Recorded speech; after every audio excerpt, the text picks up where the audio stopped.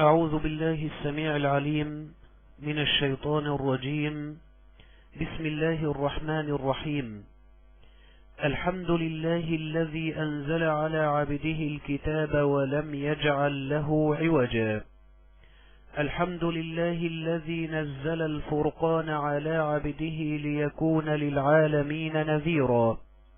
الحمد لله الرحمن الذي علم القرآن والذي خلق الإنسان فعلمه البيان، والصلاة والسلام على خير من تلقى القرآن وخير من قرأ القرآن وخير من علم القرآن، صلى الله عليه وآله وصحابته والتابعين وتابعيهم بخير وإحسان إلى يوم الدين. أما بعد، السلام عليكم ورحمة الله وبركاته أيها الإخوة الأحباب، وأقدم لكم سلسلة الكتاب والتي تساعد بإذن الله تعالى على حفظ وقراءة القرآن الكريم قراءة صحيحة بالتشكيل والأحكام، حيث إننا نقرأ الكلمات مفردة ليتعلم الطالب التشكيل، ثم نتلوها تلاوة ليتعلم الطالب الأحكام، ونسأل الله تعالى أن يعلمنا من القرآن ما جهلنا وأن يذكرنا منه ما نسينا، اللهم آمين. أيها الإخوة والأخوات، ومع الدرس السابع من سلسلة الكتاب، ونبدأ بإذن الله تبارك وتعالى من الآية 27 من سورة البقرة. أعوذ بالله من الشيطان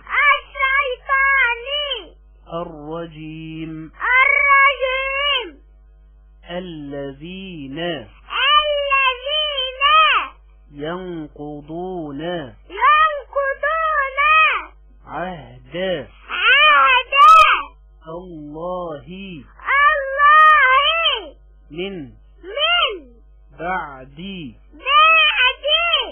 ميثاقه ويقطعون ما أمر الله به أن يوصل ويفسدون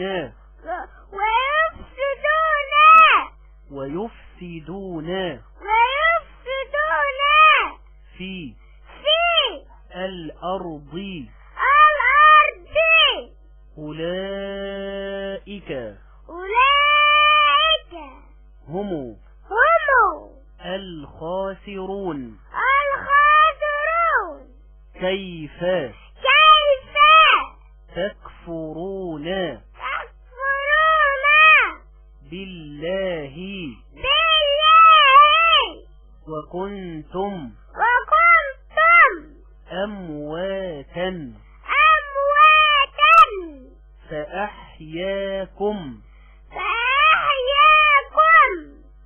ثم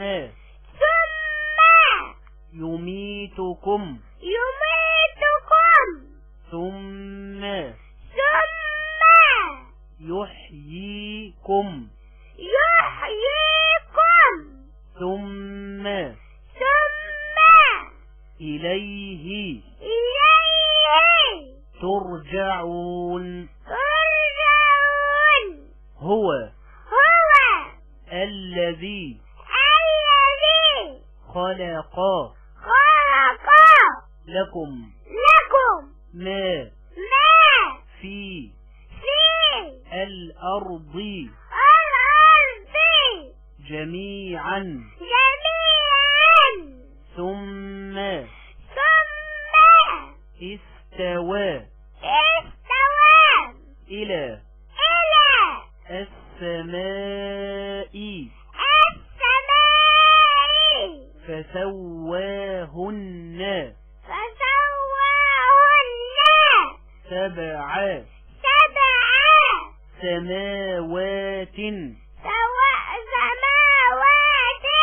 سماوات وهو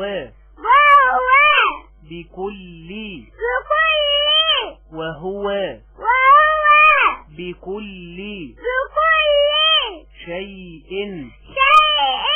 عليم.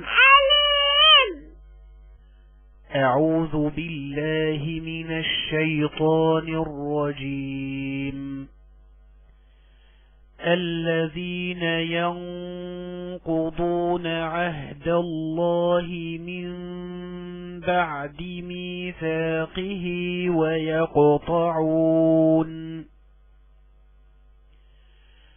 ويقطعون ما أمر الله به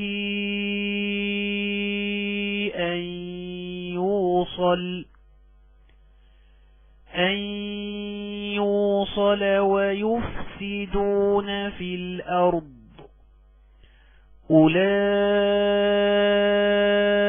هم الخاسرون. كيف تكفرون بالله وكنتم أمواتا فأحياكم ثم يميتكم ثم يحييكم ثم إليه ترجعون. هو الذي خلق لكم ما في الأرض جميعا ثم استوى إلى السماء